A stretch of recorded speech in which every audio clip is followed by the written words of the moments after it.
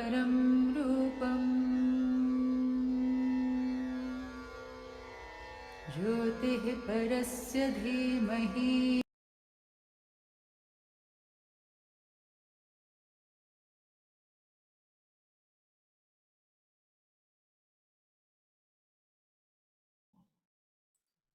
Welcome everyone. So today it's been a long break when we were reflecting over the lines of Savitri. So I thought maybe just to have a recapitulation, it would be nice to just maybe have a introductory again session for a different one for Savitri, the story of Savitri, and also we can maybe go through this book 1, Canto 5, the Yoga of the King, that we have been reading. So until page number 81, 83, where we stopped last, till that point, we can go through, like read passages by passages. And if we have reflections, we can share in between. So this is what I was thinking we can do today. So today I have, just by chance, I have Savitri, a brief introduction by Kailas Javeri, one of the disciples, devotees of Mother. So I thought that we will read this one a little bit, not the whole thing, and then we can, I hope it is clear. I don't know. Maybe I can make it big. Yeah. Okay.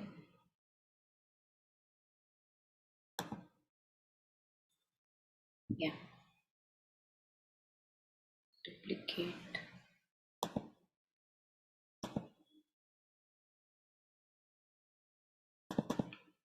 And this is a bigger font. So we'll read something of this introduction to Savitri. So just like a little idea, again, all of us may have some ideas, but it's always good to refresh our ideas and expand. Yeah, so yeah, would anyone want to read maybe how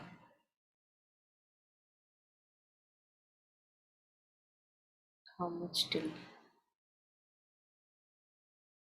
Okay, we will see where to stop. I don't know where to stop. Yeah, please go ahead. Anyone who would like to read it a little slowly so that all of us are with it. Yeah.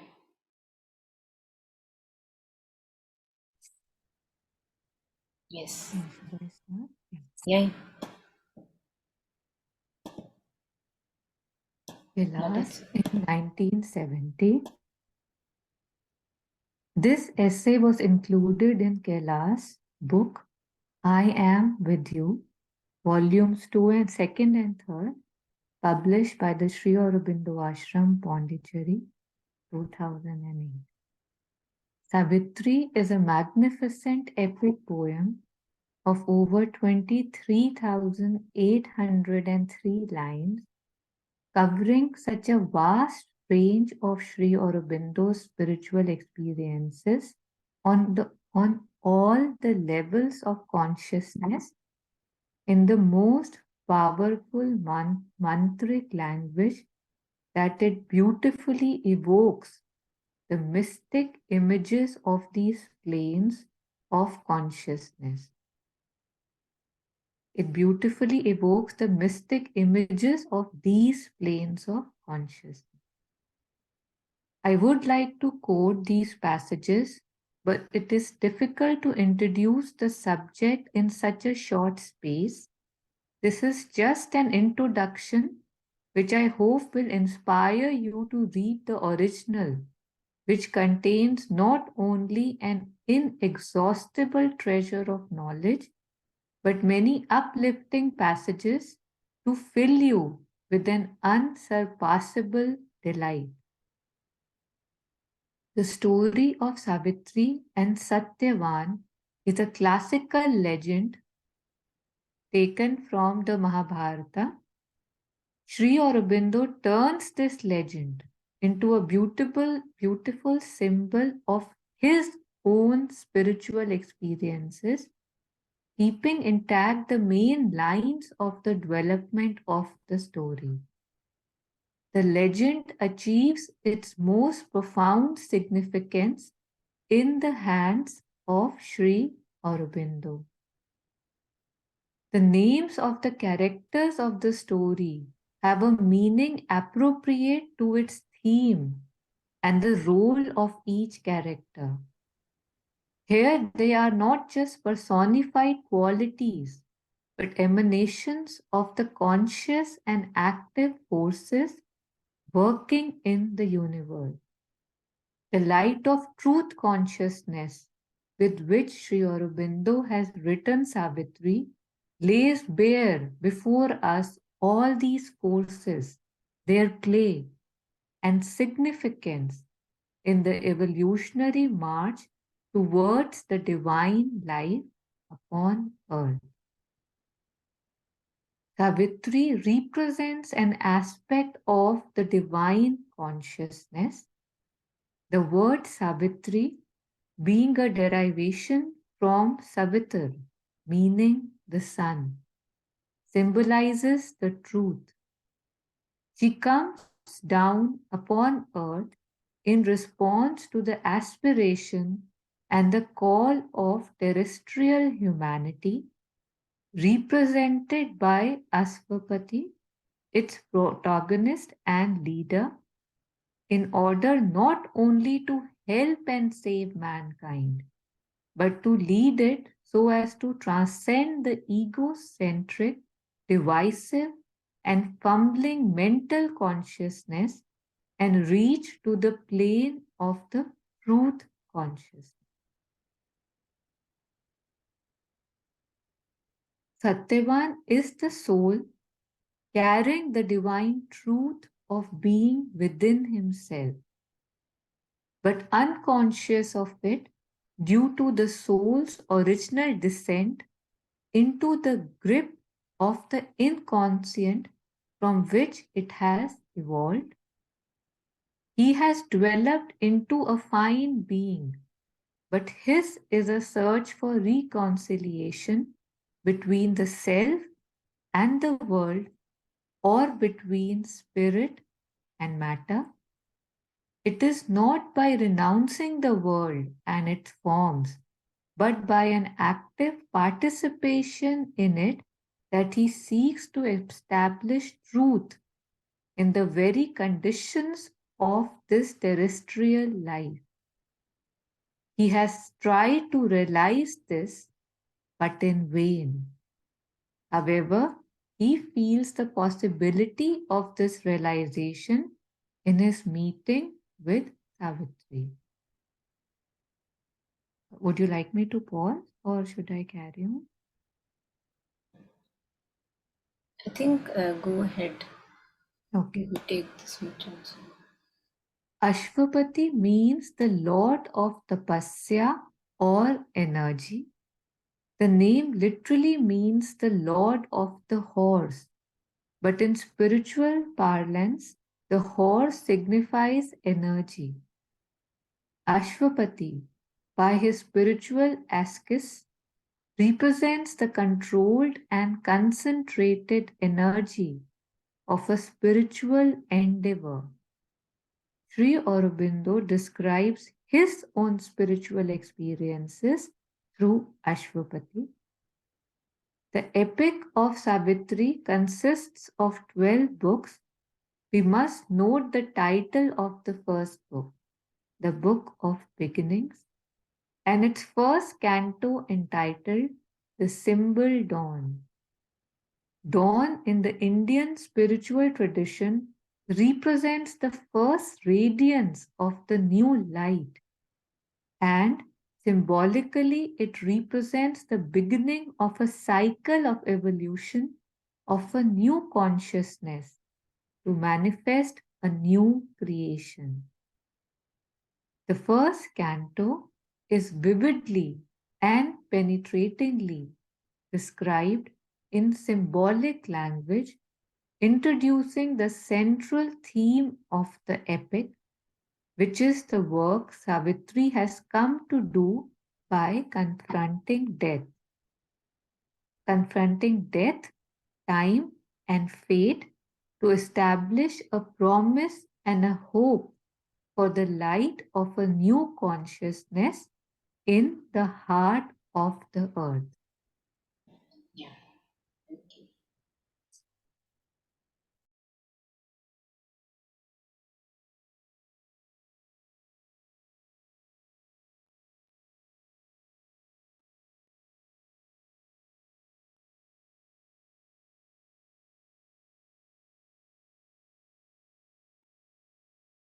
So when we begin to read Sri Aurobindo's Savitri, or towards the first few pages, it is written Savitri, a legend and the symbol. A legend and a symbol. So it's a legend, we all know, I think most of us know, a legend and a symbol, yes.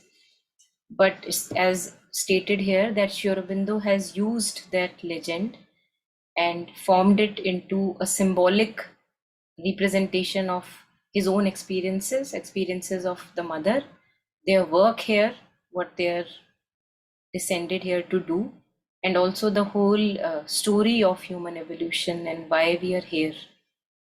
And it is said that just reading Savitri is a yoga in itself. Even if we may not understand, because what will the mind understand?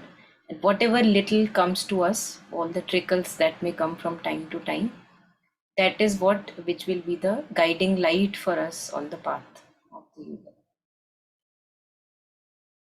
So just reading Savitri without mental understanding also is enough.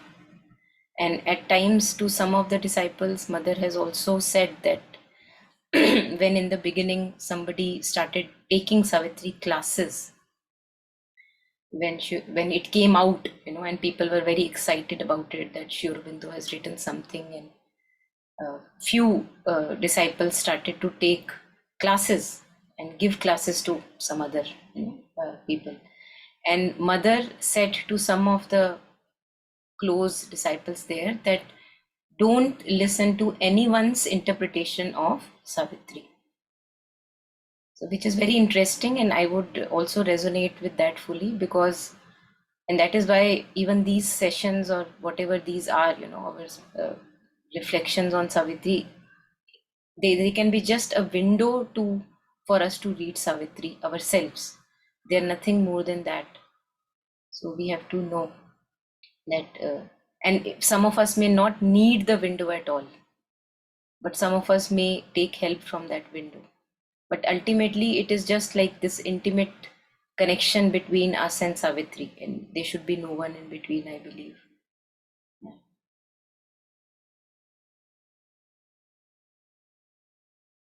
And at times, Mother has also said that you just open at any moment of time. You open, if you are having a question in the mind, or you want some resolution, you just randomly silent your mind and then randomly open any page of Savitri, and then you will have what you need during that phase of your life. And what is recommended is to silence the mind, then read with a quiet mind. Read a few lines, and Mother says that we can read few lines every day. That should serve the purpose. So all these experiences that we will be reading or we have read earlier, it is not that we may understand everything, but these experiences are experiences of Mother and Sri Aurobindo themselves. So when it is talked about Savitri, that's referring to the mother, and Ashwapati and at times Satyavan also, there is an overlap. So Ashwapati's yoga is the yoga of Sri Aurobindo, what he did, what the spiritual experiences he had.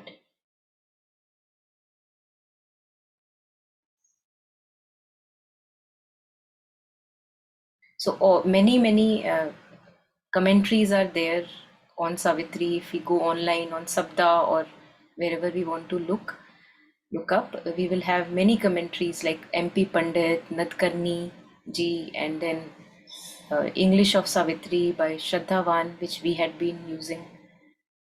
Then Prema Nand Kumar,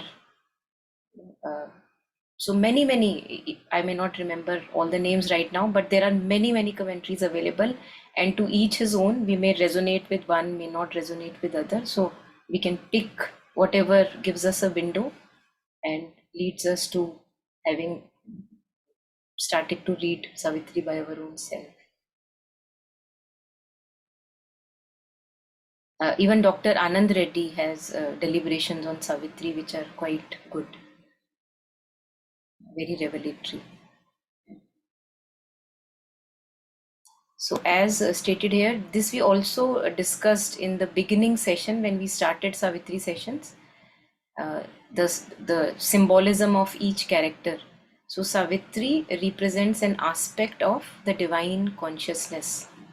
And if we, I think it also resonates with what we can recollect that mother shared in Savitri, that because there was so much difficulty and toil that the soul has to go through in order to reclaim fully. So, um, mother put a portion of her in each heart, which will be the redeemer through all the difficulties and challenges.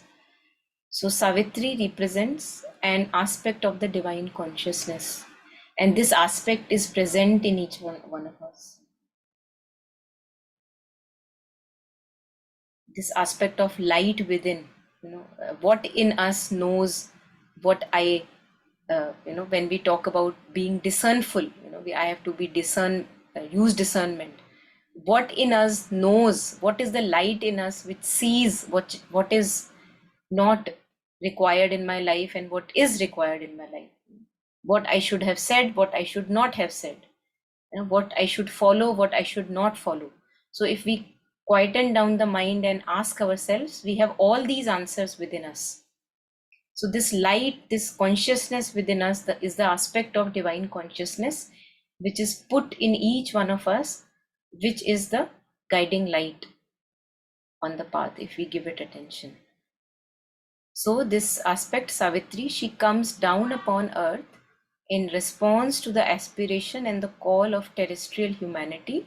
This would also refer to the mother, represented by Ashupati. So terrestrial humanity who wants to aspire and go towards higher heights is represented by Ashupati, who is willing to do the tapasya. So that's why we see that Ashupati does the tapasya. He is not satisfied with the ordinary human consciousness. Its protagonist and leader, in order not only to help and save mankind, but to lead it so as to transcend the egocentric, divisive, and fumbling mental consciousness and reach to the plane of the truth consciousness. So he is the leader. He takes, and that's why Sri Aurobindo, the avatar, he leads so that the others may follow. He comes down into this terrestrial humanity, tastes its problems and difficulties and challenges, and then shows us the path towards higher height and greater light. And you will see that, some of us may have already been in touch with lines of Savitri. You will see that we find, many a times these symbolism, they resonate with our own life. That's what makes it alive, Savitri. So mother says that through our experiences, we begin to know Savitri's, what it's wanting to say. So first we have the experience and then those lines become alive for you. They kind of pop out.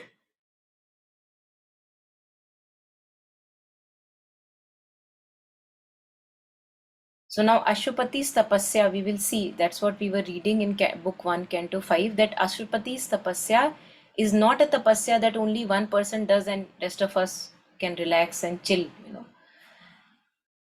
All of us have to be Ashupatis in our own regard. All of us have to do tapasya. Otherwise, we'll be just suffering because of this up and down and rush of energy, which is just taking us here and there all the time. So this tapasya, all of us have to do. We have to go from one domain to the higher domain and to the higher domain as Ashupati does. So Satyavan is the soul carrying the divine truth of being within himself. All of us have this But what has happened, as mother says, that when soul takes birth, it falls into a forgetfulness, oblivion, and it totally forgets its greatness. It totally forgets its greatness, almost just like, Hanuman's story we have. Hanuman had to be reminded that he can fly. Then he knew, oh, yes, I can fly, and then work done. So Satyavan is the soul carrying the divine truth of being within himself, but unconscious of it, due to the soul's original descent into the grip of the inconscient from which it has evolved. So we all evolved from stone consciousness. First we were all stones, and then little bit of development, then insects, creatures, then plant, then bigger animals, and then Neanderthal, apes. So we, that consciousness has been following this journey. So because of that fall into that inconscient matter is inconscient, we have this forgetfulness, we have this blindness in us, we have this ignorance. That's why we say that ignorance is the root of all ills. And that is why self-realization is what they say, that human birth is for self-realization. Realize who you truly are. Why? Because we are right now ignorant. So Satyavan is the soul. All of us are Satyavans. Satyavan is the soul carrying the divine truth of being within himself, but unconscious of it due to the soul's original descent into the grip of inconscient from which it has evolved. अपनी greatness का हमें अंदाजा ही नहीं है. We don't know who we are. So that's why many masters have said that you keep living like a beggar while all the time you are a king. But it doesn't help me if just I reclaim, oh, I am a king, oh, I am a king. I have to find that treasure within, so that I am convinced that yes, I am the king. So that is the effort that has to be done. So Satyavan has developed into a fine being, but his is a search for reconciliation between the self and the world, or between spirit and matter. So this is the common gulf that all of us witness, we confront, that at times we may be in meditation, we may be totally in one consciousness, but the moment we come back into our relationships, the workplace, everything, it seems like, oh my god, how do I bridge this gulf? Because there is so much beauty and bliss, but here is so much discord and disharmony. So how do we bridge that gulf? It is not by renouncing the world and its forms, but by an active participation in it, that he seeks to establish truth in the very conditions of this terrestrial life. He has tried to realize this, but in vain. And that is why Satyavan needs Savitri. However, he feels the possibility of this realization in his meeting with Savitri. So the soul consciousness in us, first we have to awaken to that consciousness, and then we have to awaken to further heights, to our divine consciousness, so that that divinity can come to this material life that we are living.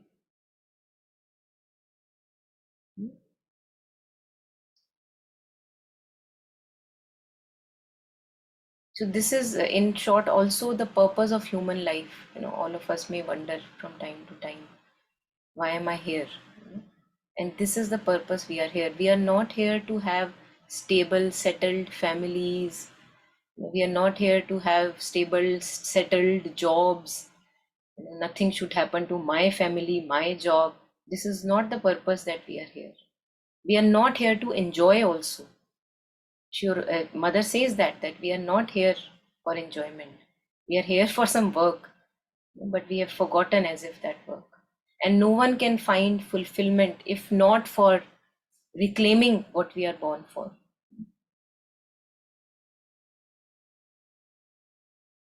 So Ashwapati also means the lord of tapasya or energy. Ashwapati, Ashwa is horse, the lord of horse, lord of tapasya. So horsepower, whenever we talk of horsepower, there's lots of power, and that has to be ingathered so that it can rise and rise and rise and rise. That's what Ashwapati is doing. That's what is tapasya is. Ashwapati means the lord of tapasya or energy. The name literally means the lord of the horse, but in spiritual parlance the horse signifies energy. Ashwapati, by his spiritual ascesis means like this spiritual tapasya, like a self-discipline, represents the controlled and concentrated energy of a spiritual endeavor. This is very important, I believe. So when we read the Yoga of the King, it's very inspirational. Book 1, Canto 5 is very, very inspirational, because that is what we have to do. We have to stop scattering our consciousness all the time here and there, and we have to really become ingathered again and again so that we can make the ascent. And when Ashwapati makes the ascent, then he has the descent. Then mother says that, yes, I will come and save. So Ashwapati, by his spiritual ascesis, represents the controlled and concentrated energy of a spiritual endeavor. Sri Aurobindo describes his own spiritual experiences through Ashwapati. And then in the book 1, as was shared here, book 1 is first a description of dawn. And again, it can be taken in very many layers, how we from time to time in our own life have dawns, but very soon its message fades. And then, as it's shared in the first canto, then we have the common light of the day. Now it's not beautiful anymore. Now there is no awe. It's just light. We take it for granted. So again, recommended for those of us who have not read, to read again and again book 1, Canto 1, The Symbol Dawn. And in The Symbol Dawn, Sri Aurobindo introduces in like, it's a story which is like reverse played, like happens in our movies. So he introduces that what is happening. Now this is the day when Satyavan must die. And then he introduces slowly Savitri, and what is Savitri going through, all the grief that she's going through, and she's not shared it with anyone, because everyone knows her as Savitri, and she's just kept this grief within her. She has not told it to anyone. So it's a beauty, and we will find many resonances in our own life also, the happenings of our own life. At times you may be Savitri, at times you may be Ashwapati, at times you may be Satyavan. So I have seen that there are many resonances that we find, and they help us to grow forward.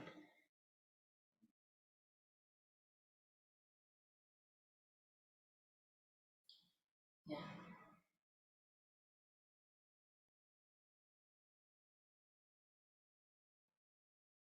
Yeah, so anything here? I don't think we'll take more of this. I'll share it with everyone, this document. You can go through yourself and enjoy, take delight in the commentary. So anything here before we come to the reading? I would request you to take the fourth Dumet character too, just as the introduction. It must be here, or it's not. Strange. So the word Dumatsena is coming to my mouth, but I thought I should not maybe speak too much. Yeah, so Dumatsena is, they say that it's the representation of mind fallen blind. And that is why Dumatsena has been shown as a blind king. So it's our own logical, analytical mind, that we think is the master, but it's actually a blind mind. And it thinks it knows, but it doesn't know. So Dumatsena also is recovered after Savitri has all the boons. She asks for all the boons. So it is our mind which is blinded, a mind which is blinded by desires, by expectations, by own interpretations. And Dumatsena is the father of Satyavan. and he has lost his kingdom, because what will a blind king do? So he has lost his kingdom. He's wandering in the forest along with Satyavan. And then we have many other characters also. We have Savitri's mother, which the main aspect comes in the problem of pain, the way, the word of fate and problem of pain. There she asks many questions to Narad, that why is this, thing made like that? Why so much of pain? Why so much of suffering? And then Narad responds. So we have that character also, Queen.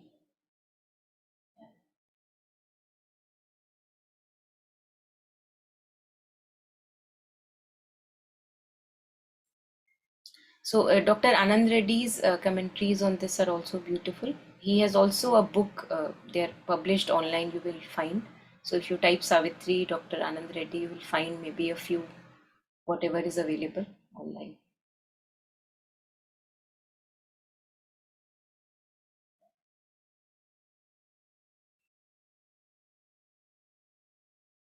So my suggestion then is that we can maybe go through from the start. Start was page number 74, and we will then go through till page number where we stopped, 83, I guess, 81, 83. Yeah, here. Yes, here, 82. So we can read today, just read, and then if there are any few lines that we want to take up more closely, we can take them. So one by one, if we, where is it?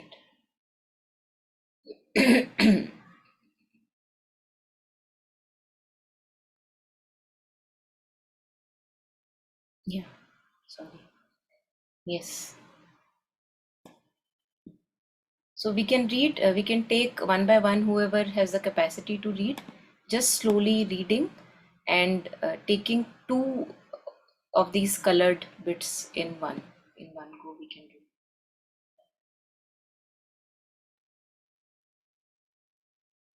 I will read it. The yoga of the king, the yoga of the spirit's freedom and greatness.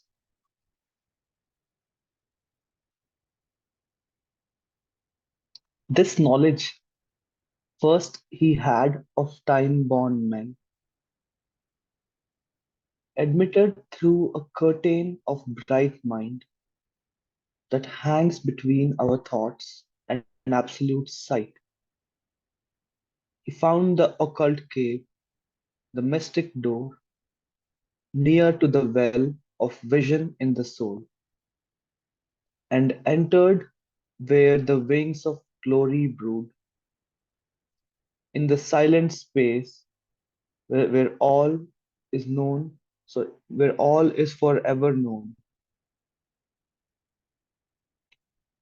indifferent to doubt and to believe, avid of the naked real's single shock, he showed the cord of mind that ties the earth heart, and cast away the yoke of matter's law. The body's rules bound not the spirit's powers. When life had stopped its beats, death broke not in.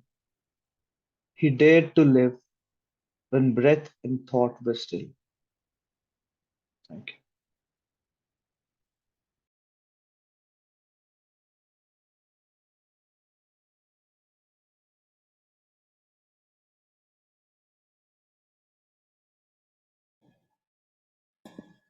I'll just maybe highlight a few lines. Ouch. Everything is highlighted.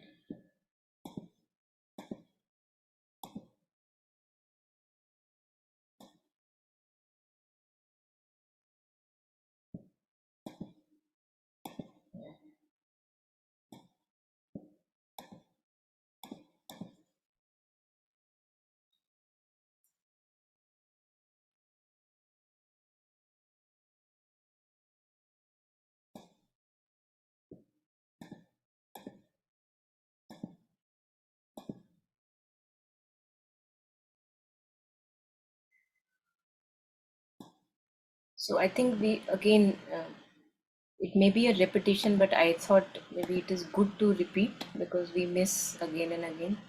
So admitted through a curtain of bright mind that hangs between our thoughts and absolute sight. So this, if you will remember, this comes again and again in Savitri, where he says that as long as we are immersed in all these repetitive, incessant thoughts and we continue to believe them, we don't have the absolute sight. So again, we see the same thing here. This knowledge first he had of time born men. He was able to first have this knowledge. Why? Admitted through a curtain of bright mind that hangs, this bright mind is like a curtain that hangs between our thoughts and absolute sight. He found the occult cave, the mystic door, near to the well of vision in the soul, and entered where the wings of glory brood, in the silent space where all is forever known. So this is what we have to also touch. In some sessions we were talking of this loneliness, emptiness, feeling of void. This is what we have to befriend in the silent space where all is forever known. Indifferent to doubt and to belief, avid of the naked real's single shock, he showed the cord of mind that ties the earth heart and cast away the yoke of matter's law. So all our interpretations in which we believe so much, it's so hard not to believe in them. He showed the cord of mind that ties the earth heart and cast away the yoke of matter's law. The body's rules bound not the spirit's powers. When life had stopped its beats, death broke not in. He dared to live when breath and thought were still. So masters have often talked about this space between two breaths.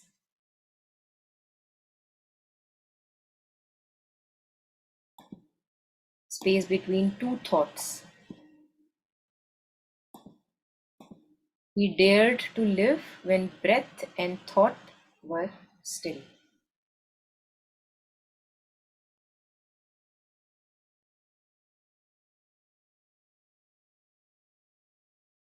So I'm not taking everything in detail also because it's not required, and also we've done it in the past also, touched upon, but we'll take whatever all of us will share or any lines that will resonate.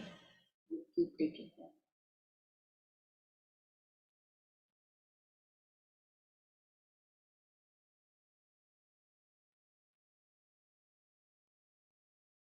He dared to live when breath and thought were still. And why dare? Because we have so much faith in our thoughts that we actually fumble without our thoughts. As if we are groping in dark. Oh my God, I don't know, without my thoughts. So that's why daring is required, courage is required. He dared to live when breath and thought were still. Yeah, so anything in all these lines that we just read?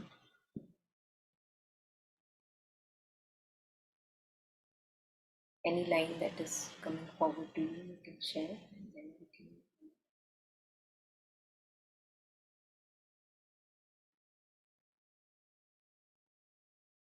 So we'll go ahead. If anyone can read two more.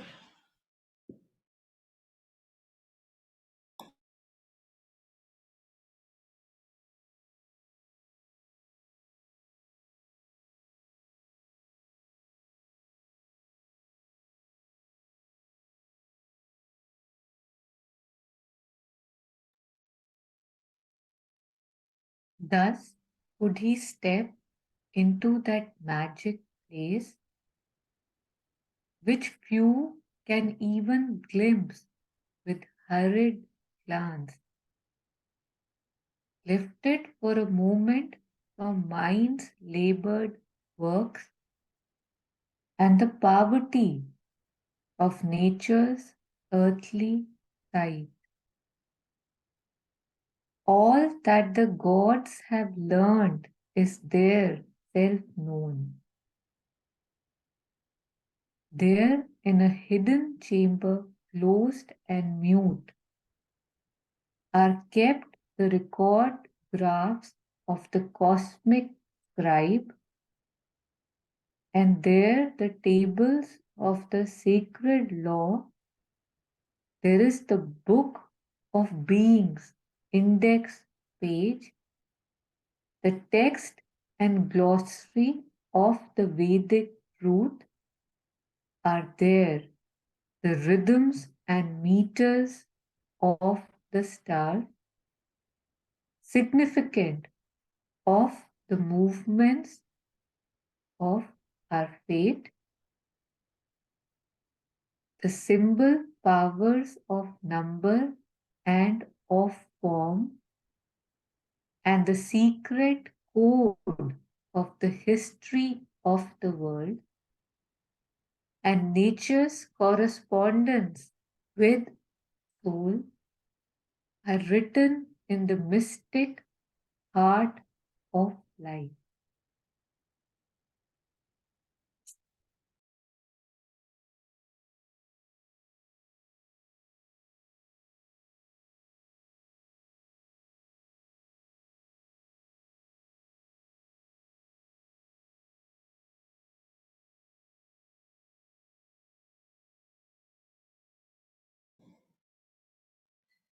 So he dared to live when breath and thought were still. Thus could he step into that magic place which few can even glimpse with hurried glance, lifted for a moment from mind's labored works and the poverty of nature's earthly sight.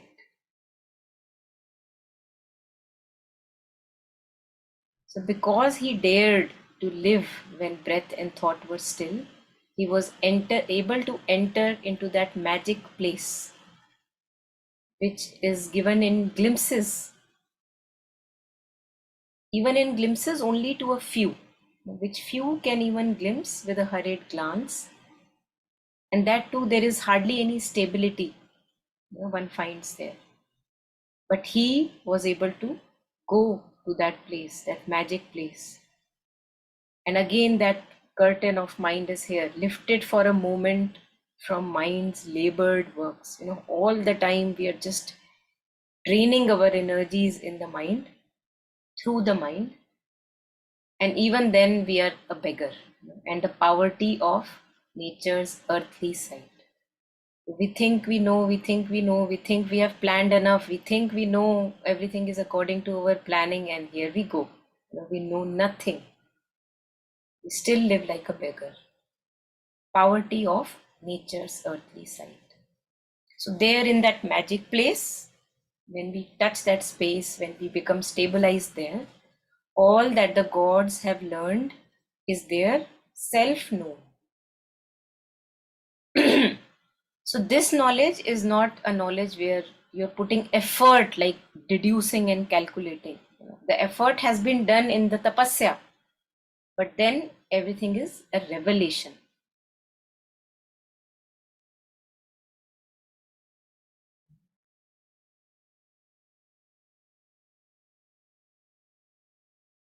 So there is a knowing that knows.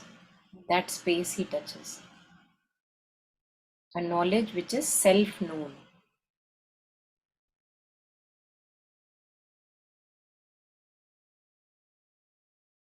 Now imagine this is all available to us. Very interesting.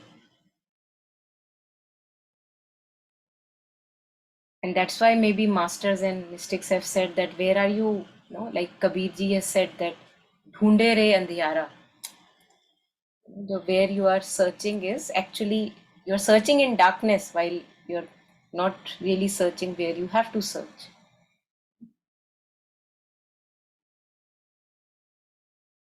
And still we keep searching. That's the kind of blindness we have. Again, outside, outside, outside, outside.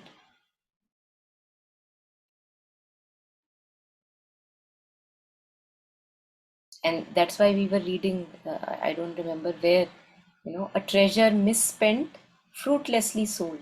That's what we do all our life. Always looking outside, outside. यहाँ से नहीं मिला तो वहां से मिलेगा, वहां से नहीं मिला तो कहीं और से मिलेगा. While just totally ignoring what has been already said again and again repeatedly by masters and mystics throughout human history. Such great is the blindness. Yeah, so anything here? Anyone?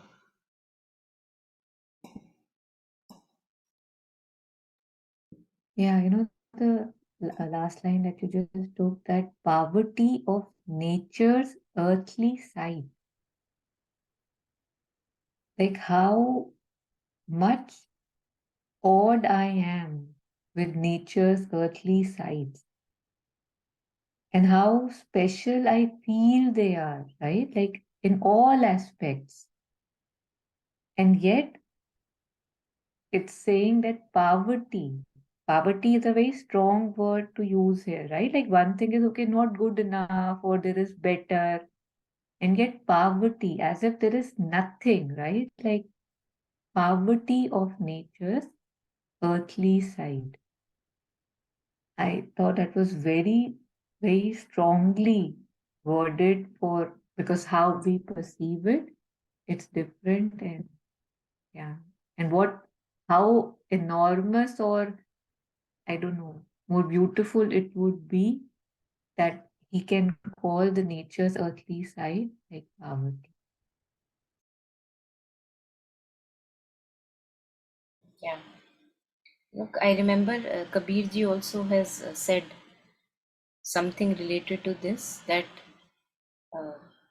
पूरा सतगुरु ना सुना, सुनी अधूरी सीख, स्वांग यतिका पहनकर घर घर मांगी भीख. So we think that we know. We may have read a couple of scriptures or this or that, we intellectual mental knowledge we gather, and we begin to think that we know, what the guru wants to say. So pura satguru na suna, suni adhuri seek, swang yati ka pehenkar ghar ghar mangi bheek. So we wear a sacred garb that, oh, I am the one who knows, and yet we keep begging. So, and in other words, Kabirji also uses Sire Gyani, so a wandering scholar, one who knows or pretend he knows, but he still keeps wandering. So actually he doesn't know, but has a pretension that he knows.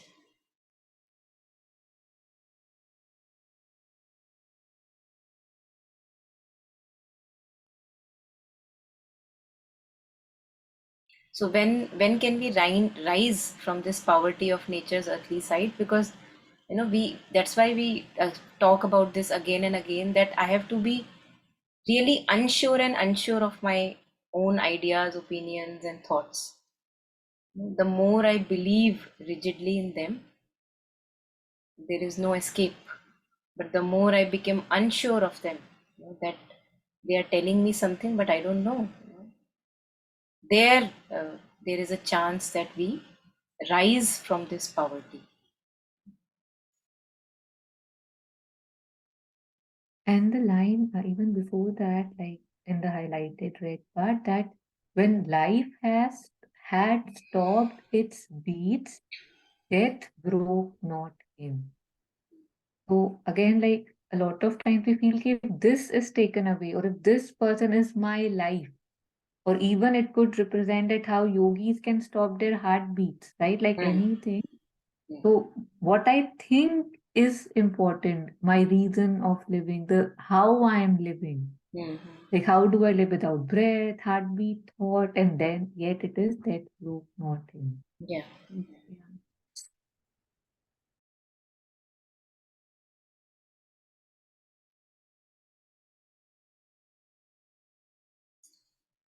So we'll take a little further.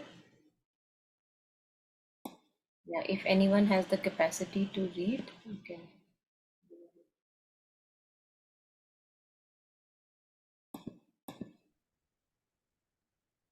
I can read.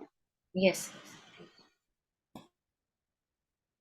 In the glow of the spirit's room of memories, he could recover the luminous marginal notes, dotting the light and crabbed ambiguous scroll, rescue the preamble and the saving clause of the dark agreement by which all is ruled, that arises from material nature's sleep, to clothe the everlasting in new shapes.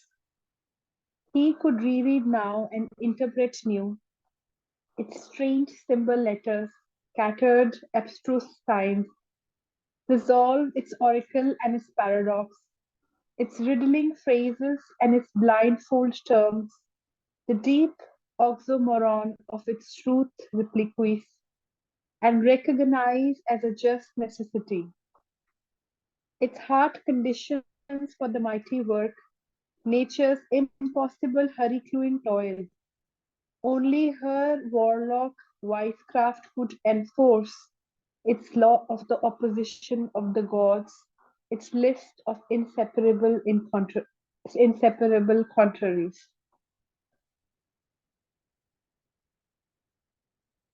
Shall I read forward the one in purple as well? Yes, you can. Yeah. Please go ahead. The dumb great mother in her cosmic trance, exploiting for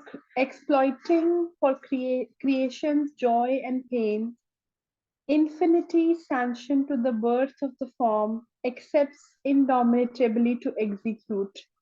The will to know in an inconscient world, the will to live under the reign of death, the thirst for rupture in a flash of in a heart of flesh, and works out through the appearance of a soul by a miraculous birth in plasm and gas, the mystery of God's covenant with the night.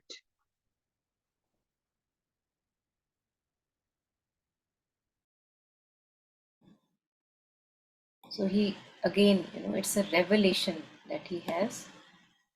In the glow of the spirit's room of memories, he could recover the luminous marginal notes. When we are writing in copies, we have a margin. And even in our books, if we want to make notes, we write on the margins, some important remarks that we want to write. So there in that glow, where the light is just put on everything, everything now is luminous with its purpose. This was also what we had shared in one of the sessions, that Anita Moorjani's near-death experience, that how she said that, as if I was in a dark room and I had just a torchlight earlier, and now just suddenly a bigger light appears and everything, we know everything has a place. So now he could recover the luminous marginal notes. They are luminous, they are actually coming out and revealing their own meaning, dotting with light the crabbed, ambiguous scroll. Like otherwise the script that is written is ambiguous. But these notes that are there, they are making sense. They're revealing. Dotting with light the crabbed and ambiguous scroll, rescue the preamble and the saving clause of the dark agreement by which all is ruled, that rises from material nature's sleep to clothe the everlasting in new shapes. So as if there is an agreement that is signed, there is a preamble that is there, but in that darkness, everything is lost. So when he recovers those notes which are written on the margin, nobody has paid any attention to them. Everybody is looking at the ambiguous scroll and saying that, oh, that doesn't make sense, doesn't make sense. But because of his recovery of these luminous marginal notes, he is able to rescue the preamble and the saving clause. What will save? मतलब ये तो कह देते हैं कि doom क्या करेगा? but what will save? वो कहीं lost हो गया उसका meaning. So he is able to see that. Rescue the preamble and the saving clause of the dark agreement by which all is ruled. This is what we see later also when Savitri confronts death, and she's saying that I don't believe in you, who is speaking a truth that slays. I believe in a truth that saves. So ये हमको अपनी life में भी मुझे लगता है that we often times we feel that we are victim of situations. मैं क्या करती बेचारी. Like that we put ourselves in cages and we limit ourselves, but we see that every time we have a free will. Every time we have a free will. It may sound very radical, it may sound like, oh my god, crazy, how is this possible? But it is there. We just have to look at it and it is there. All of us at times we may feel that, oh my god, I'm in such a situation that as if I have to go through this phase as it is going. But we always have this saving clause. But we have to discover it. Although it seems like a dark agreement, but it is not. There is a saving clause if we recover it.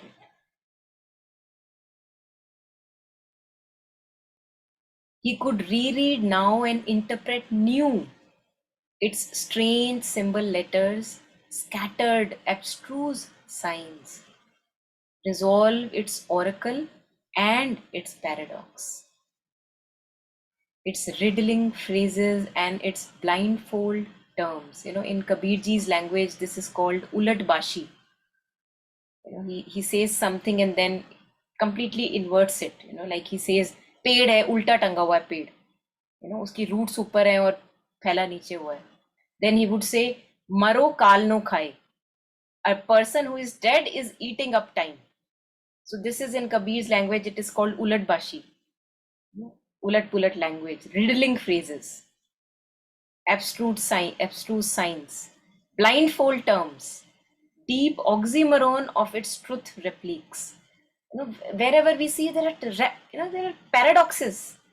Wherever there is truth, there are paradoxes. So that's why we can't put truth in any formula. The moment we say something as a formula, at the same very moment, we will see that opposite of that is also true. That's the beauty of truth. But now he was able to see, as if everything was revealed to him, that yes, everything has a purpose. And now he was able to see, recognize as a just necessity its hard conditions for the mighty work. For example, the queen is asking Narad, why is pain there? Why is suffering there? And Narad says, because we live in ignorance. जब कुत्ते की पूंछ टेढ़ी है तो ऊपर पैर रखने के लिए कुछ तो पेपर वेट चाहिए, कि सीधी हो कुत्ते की पूंछ. So as long as we continue to identify with ignorant consciousness, we will have the necessity as a just necessity. It is a just necessity, justice. There is a justice there. Otherwise, how will I grow? जहां पे बच्चा जिद करता है, वहां पे mummy क्या करती है? उसको पुश करती है, नहीं, तू कर सकता है, तू कर सकता है. तो वो रो रहा है बच्चा और मम्मी पुश कर रही है. उसको दर्द हो रहा है लेकिन मम्मी पुश कर रही है. तो जहां क्यों अब तुम बोलो कि भाई क्यों पुशिंग रिक्वायर्ड है, क्यों चाहिए इतनी force?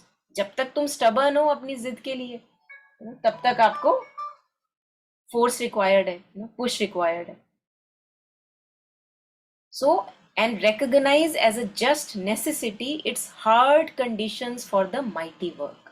So all of us have to get chiseled and shaped, in the beings that we truly have to become. And for that chiseling, pain comes, challenges comes, blows come, and nobody is giving from outside these blows. We are giving it to our own self. Because we wanted to be these adventurers in this life, but we have forgotten.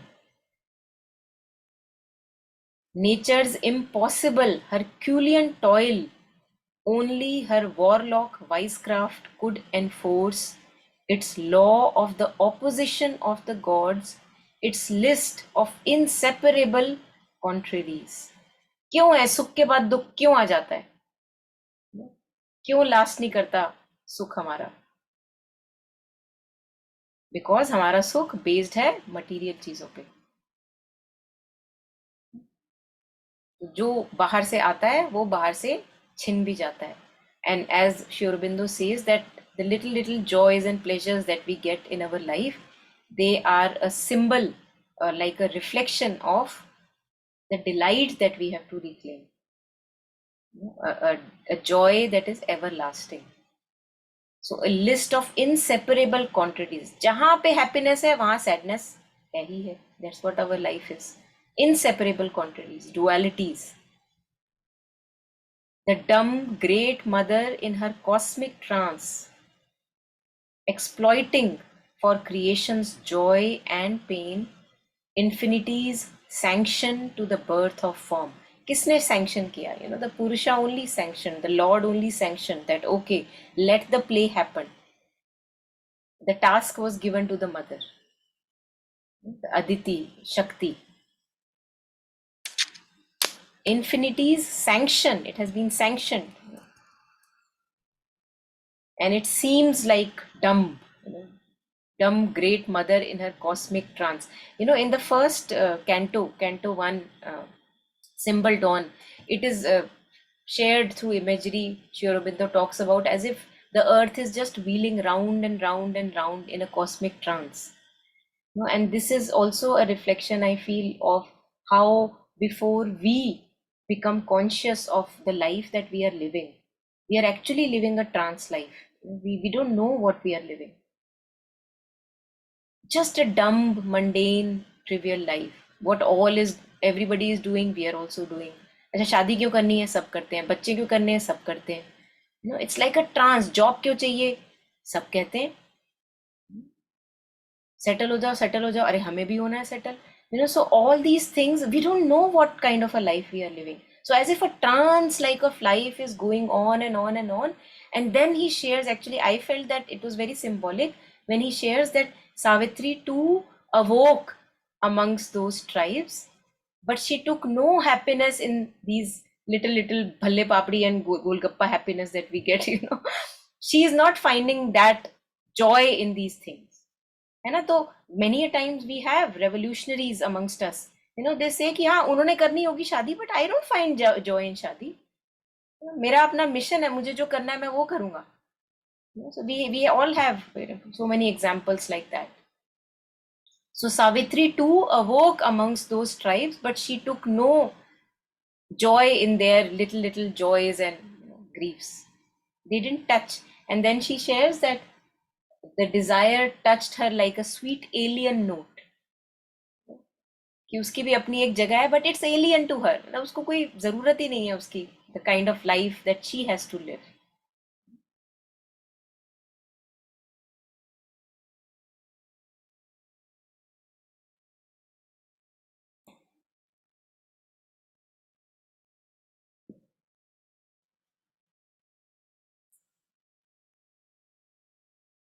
So the dumb great mother in her cosmic trance accepts indomitably to execute the will to know in an inconscient world, the will to live under a reign of death, the thirst for rapture in a heart of flesh, and works out through the appearance of a soul by a miraculous birth in plasm and gas, the mystery of God's covenant with the night.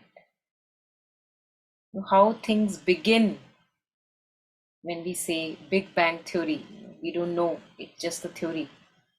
So miraculous birth in plasm and gas. So we will see that these have reflections at many layers. We may not be really able to fathom everywhere that this line may be touching.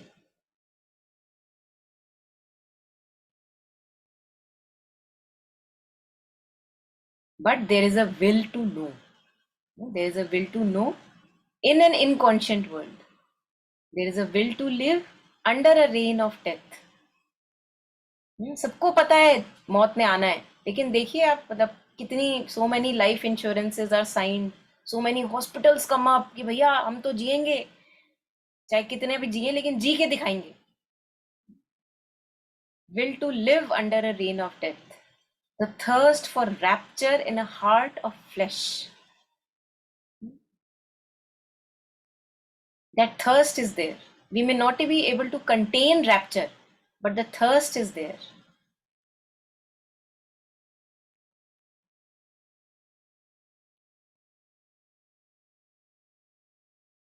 And works out. How she works this out? Through the appearance of a soul by a miraculous birth in plasma and gas. So we will see that when first they say things came, first it is rock, gas, gas then condenses and becomes more hard, stuff appears, and then appearance of a soul in plasma and gas. This is how she works out.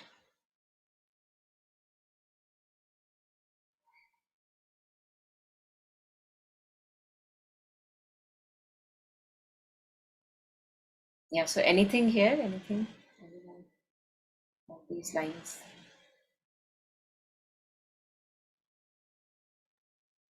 And the first section, where it talks about that how I keep crying, right? That, oh, why is it so hard? Why does it not make sense? Why is everything dark? But I never make an effort, right? True effort to actually understand कि चल क्या रहा है. So again, these marginal notes, they are hard to even read, right? You can just miss them. And yet, how it says that the answers are there, right? But I get so satisfied in just crying about things or complaining that it feels okay, I'm satisfied now. Yeah, I said it doesn't make sense. I said, बहुत मुश्किल है. And then I go about my daily business, not taking it any further, right? And thus keep getting ruled by the dark agreements and wondering कि मुझे पता तो करना है but कुछ पता चल ही नहीं रहा. Because I keep going back. That's very interesting how reflective and symbolic it is. And this line, it's law of the opposition of the gods.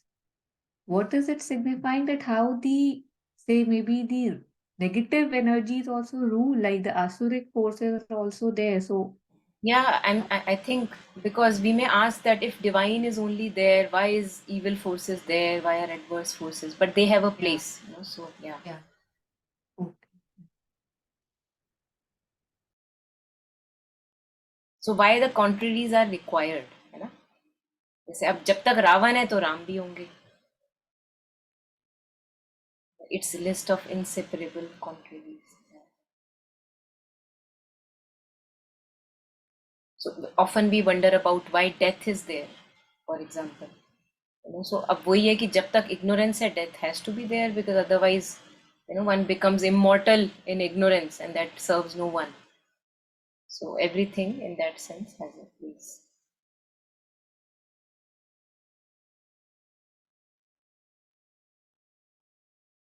So we'll read maybe a little more and then maybe we can end for today, and rest cover up we'll take next time. So this last bit we'll just go through. Anyone who would like to read? I'll read. Yeah. Once more was heard in the still cosmic mind the Eternal's promise to his laboring force, inducing the world passion to begin, the cry of birth into mortality, and the opening verse of the tragedy of time. Out of the depths the world's buried secret rose. He read the original UK's kept back in the locked archives of the spirit script and saw the signature and fiery seal. of wisdom on the dim powers who did work, who builds in ignorance the steps of light. A sleeping deity opened deathless eyes. He saw the unshaped thought in soulless forms. New matter pregnant with spiritual sense. Mind dared the study of the unknowable. Life, its gestation of the golden child. In the Yeah. light flooding, yeah, that's enough. Yeah, you can read the last bit also. Yes. Okay. In the light flooding, thoughts, blank vacancy, interpreting the universe by soul science.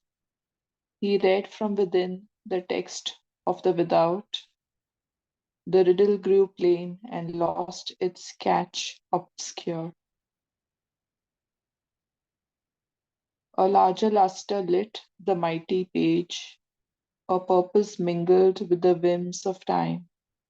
A meaning met the stumbling pace of chance, and fate revealed a chain of seeing will. A conscious wideness filled the old dumb space. In the void he saw throned the omniscience supreme. Yeah, thank you.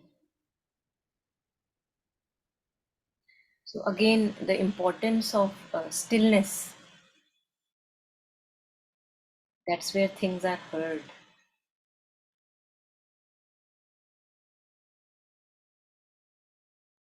Once more was heard in the still cosmic mind. The Eternal's promise to his laboring force. So the pact that has been signed between the Purusha and Prakriti, that was revealed. The pact was revealed. So there is no more Maya now, it's Leela. The Eternal's promise to his laboring force, inducing the world passion to begin. कहते हैं ना, let the game move on, let the show begin. Inducing the world passion to begin, the cry of birth into mortality. You know, how a soul takes birth into this finite little rigid mold. You know, the first time hear a baby cry, you know, so it can be actually reflected. You know, it's a cry of birth into mortality कि भैया कहाँ पैदा हो गया, कौन सी जगह पैदा कर दिया मेरे को. You know, and actually if you see in other at other place, Sri Aurobindo also talks about how the soul is actually learning how to use this body.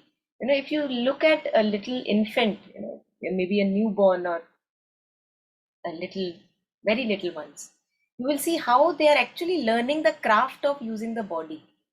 You know, it's new to them. You know, हाथ कैसे चलाना है, पैर कैसे चलाना है. अब सोचो, again a paradox, the eternal present in that body, and now he has to from scratch learn how to use this craft of this clay form that he's born in. Imagine, one has to learn to use the fingers, the toes, the legs, the arms. The cry of birth into mortality and the opening verse of the tragedy of time. This all is revealed to him.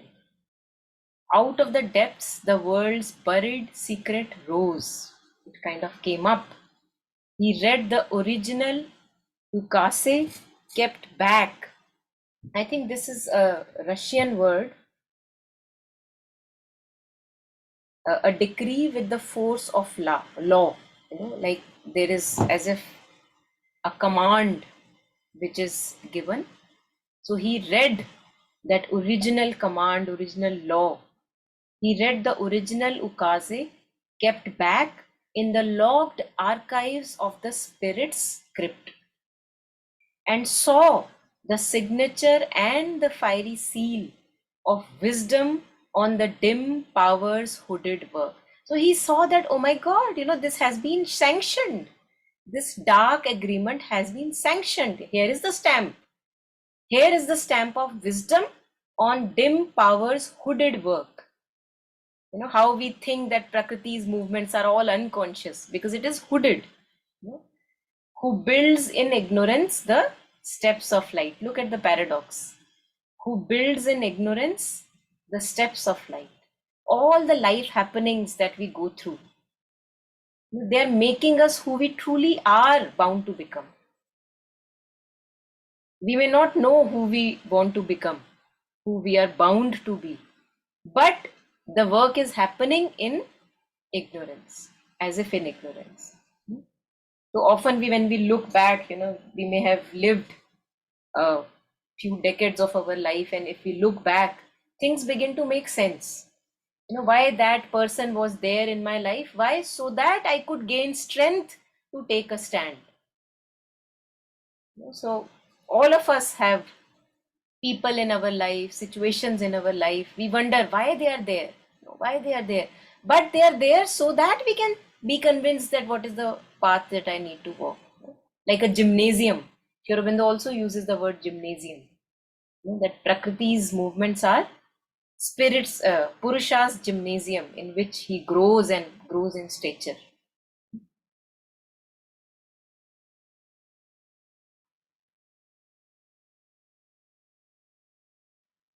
So here he sees a sleeping deity opened deathless eyes. He saw the unshaped thought in soulless forms, new matter pregnant with spiritual sense. हमें लगता है dumb है matter. And what he saw is new matter pregnant with spiritual sense. Mind, dare the study of the unknowable. Life, its gestation of the golden child. So each one of us is a golden child, and life's experiences are our gestation. We are living so that we can be truly born. We are going through all these experiences so that we can take our true birth. All these experiences, they serve to ripen us, to mature us, to really truly give birth to us, what mother calls a psychic individuality. तो अभी तो life शुरू भी नहीं हुई है. What true life, it's all like a preparatory phase which is preparing, gestation period is going on. और आप सोचो कि कैसा फील होगा, कैसा फील होता है जब gestation आपकी चले जा रही है और बच्चा पैदा नहीं हो रहा. This is what Sri Aurobindo talks about, the toil of nature.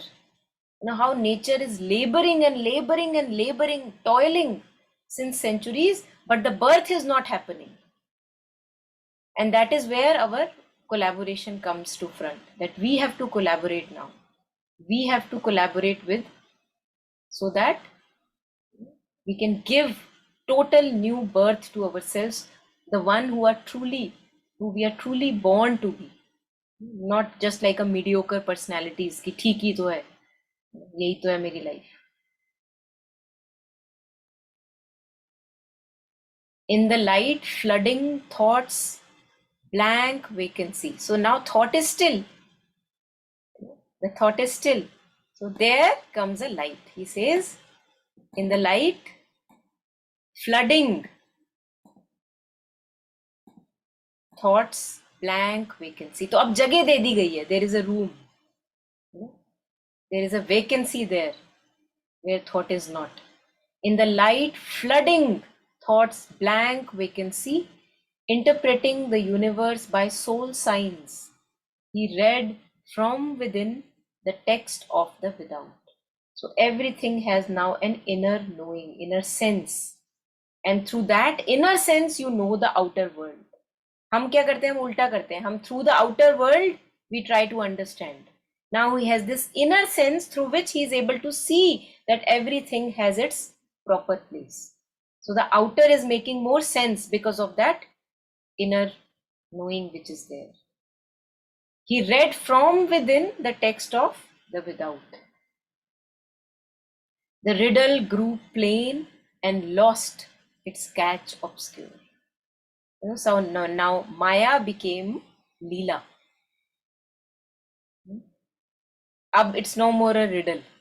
It's like, just like, mother says that we consider miracles or magic because we don't know what is the sequence which is leading to a miracle or a magic.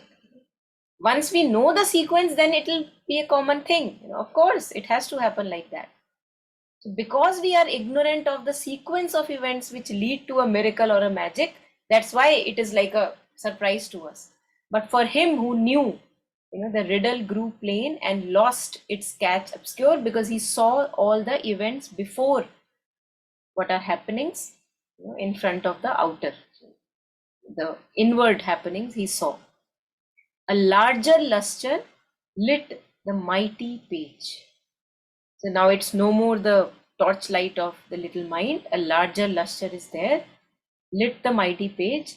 A purpose mingled with the whims of time. A meaning met the stumbling pace of chance. Oftentimes we are wondering in our life, oh, this happened by chance, oh, that happened by chance. He is able to see that there is a meaning in those chance events, and why it is like, it appears like, oh, it's like a stumble, it happens because we were ready. We will see that, what if we, in retrospect again, we look, we will see that though there are many chance events which may be major chance events for us, they happen only when we are ready. So it may appear as a stumbling chance, but it actually not stumbling. It saw that we were ready, and as a chance, something happened which led us to our next phase of life. So a purpose mingled with the whims of time, a meaning met the stumbling pace of chance, and fate revealed a chain of seeing will. There is a will working behind, and that is what is unfolding things in life. That's what we call as fate. A conscious wideness filled the old dumb space. पहले क्या था? It was just dumb space. Ignorant dumb space. Now in the same dumb space, he saw a presence alive.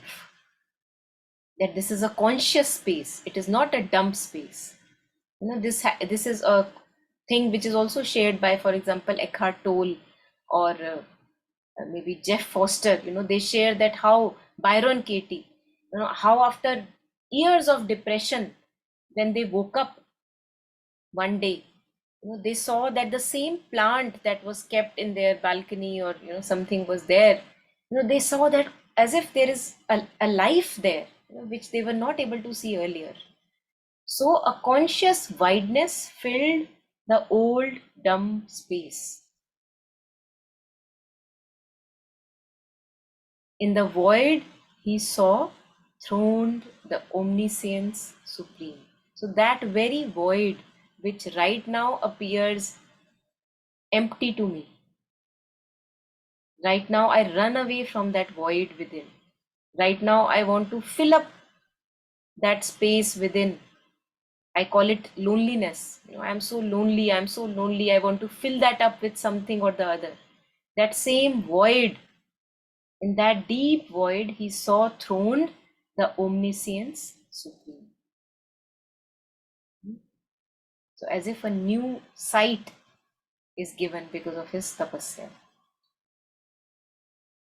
So now when he looks at things that, oh, they were appearing something else and now they are actually something else, then comes the later half. A will, a hope immense now seized his heart. And then goes on, which will take later. So anything here on these lines that we read? Anyone?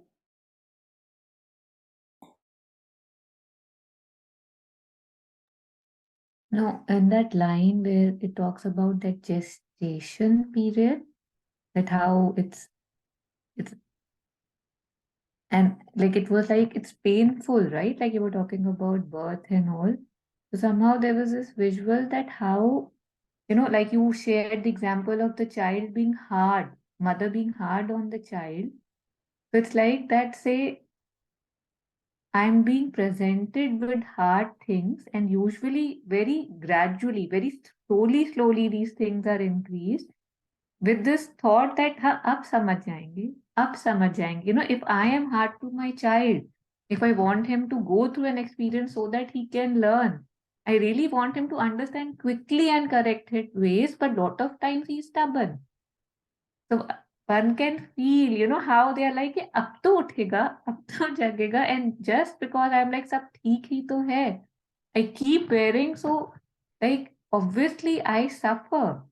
And I don't know, it felt that the mother would be suffering too, right? Like if one is giving you pain so that you can wake up, and you keep getting used to the new and new and new pain, how sad it is for the one who's trying to teach कि अरे मैं इसलिए नहीं दे रहा हूँ कि इसमें बैठ जाओ, मैं इसलिए दे रहा हूँ कि जाग जाओ.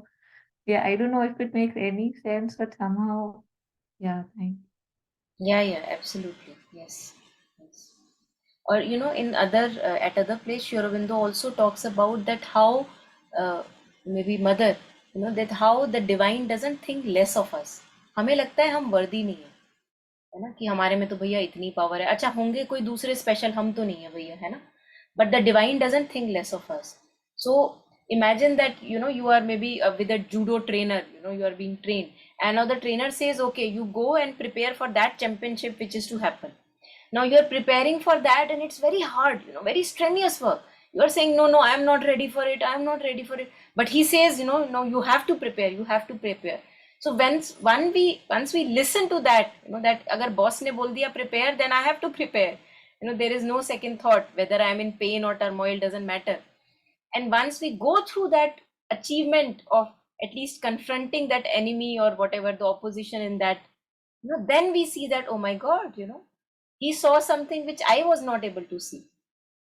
So the divine sees much more than what we see for ourselves. तो हम अपने आप को जितना छोटा समझते हैं, डिवाइन नहीं समझते.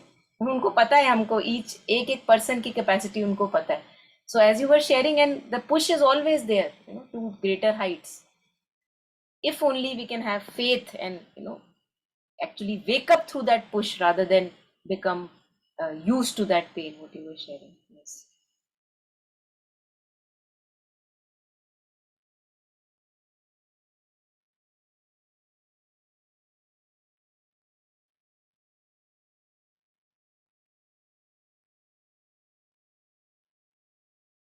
Unshaped thought, look at this. He saw the unshaped thought in soulless forms, new matter. Everything is cryptic. जो दिख रहा है वो नहीं है, और जो नहीं है वो दिख नहीं रहा.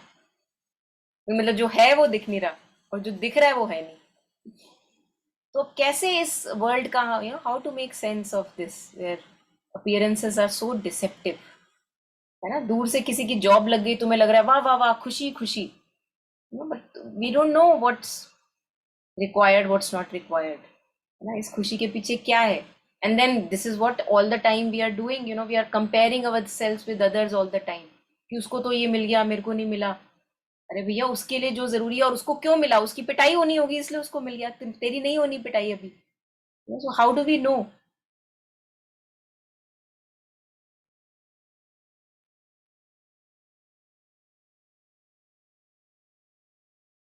So one thing which I think comes again and again to me is that one becomes lesser and lesser and lesser sure of one's own thoughts. It's a very big step. And that is how the mind can now be still and quiet and not engage in that incessant chatter that we believe is so precious and important. And then we have the silence that is required for the higher to dawn. In thoughts, blank vacancy. तो blank होने में थोड़ा time लग जाता है, क्योंकि उससे पहले तक हमें विश्वास होता है कि नहीं भाई, हमारा सोचना तो बहुत जरूरी है, उसी के सहारे जीवन चल रहा है.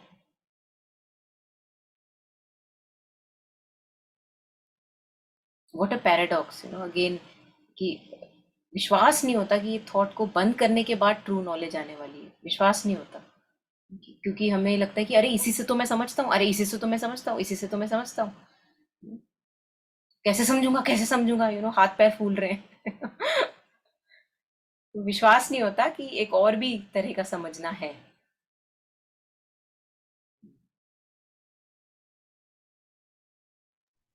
And the same thing with this line came na, indifferent to doubt and to believe. Yeah. और मैं I'm ready to die for my belief, right? Like, and it's indifferent to doubt. कि मेरा ही doubt है, मेरा ही belief है, thought पे कोई How वो does है it ही नहीं. matter? How Yeah. does it matter? Yeah.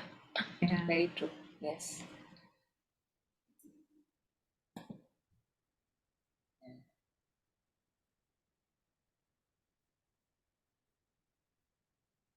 और हम अपने डाउट्स एंड बिलीव्स को कितना ज्यादा इंपॉर्टेंस दे देते हैं, उसी के अंदर गोल गोल गोल गोल। नहीं मेरे को तो ये डाउट है, नहीं मेरे को तो ये डाउट है ना, नहीं मैं तो इस पे बिलीव करता हूँ, मैं तो इस पे बिलीव करता हूँ, उसी में गोल गोल हम घूमते चले जाते हैं। तो वही है कि there will come a time, I think for each one of us, where as you said they will not matter. Doubt ही तो है, उसको कोने में रख दिया। अच्छा बिलीफ ही तो है, कोने में रख दिया, साइड पे हो जा, like a spider in my room, it's okay.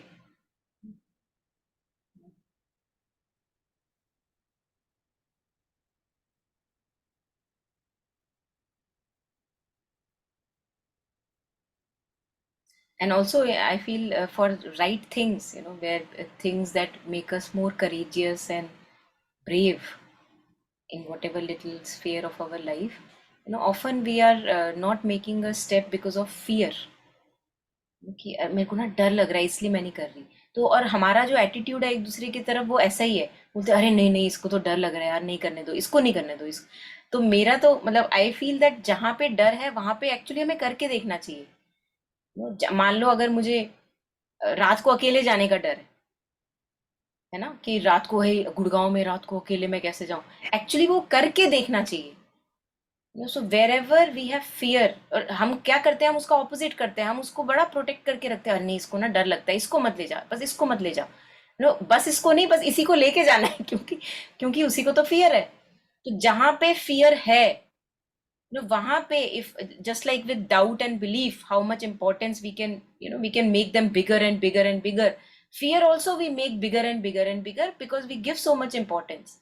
So fear को रखो साइड पे, और जो जरूरी है, whatever is expanding for us, whatever opens us up, वो करना चाहिए। Many a times these thrills and adventure, activities where you have to jump or whatever, from a height.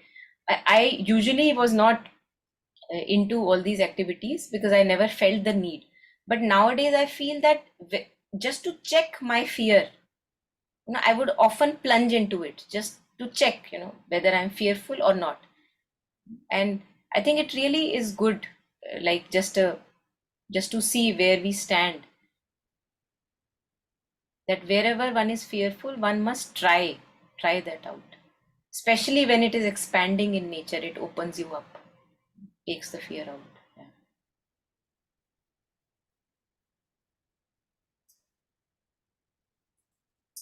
Okay, so anything last here, anyone? Yeah. Yes ma'am, आपने जो last में बोला था ना कि अगर डर लगे तो वही करना चाहिए, तो अगर मुझे किसी काम में डर लगता है तो कैन आई, मतलब I will, okay, I will, okay, let's say I will go into it, I will do the task. So can I call upon the mother while I'm doing the task? Because my being is such that I need someone to, I need to call someone. So can I not just call the mother? नहीं, इसमें तो कोई कहना ही है ही नहीं, मतलब there is no can I hear, of course I mean, मतलब ये तो वही वाली बात हो गई कि क्या मैं सांस ले सकता हूँ अगर मैं ये काम कर रहा हूँ, ऑफ कोर्स लो सांस by all means, and mother says actually wherever you are fearful, we if you remember we had once shared that somebody, I don't remember the name, was trying forward role in the physical education part, and she had to perform, on one particular day, but वो जो forward role था वो उनसे हो नहीं रहा था. तो she was telling mother that mother ये फॉरवर्ड रोल मेरे बस का नहीं है, and I have to present, and what do I do? I mean, so mother said that you don't do anything, you just keep calling me. I will do the forward role for you. And she did the same thing, she just kept calling mother and she didn't even know when the forward role was done. Yeah. So इसमें तो कोई सवाल ही नहीं है, मतलब it's whatever uplifts us and makes us more grounded and fearless, that whether it's for us it's mother's name, for somebody else it could be something else, Hanuman ji or whatever, तो वो तो है ही है, उसके बिना तो क्या है. Okay. Yeah.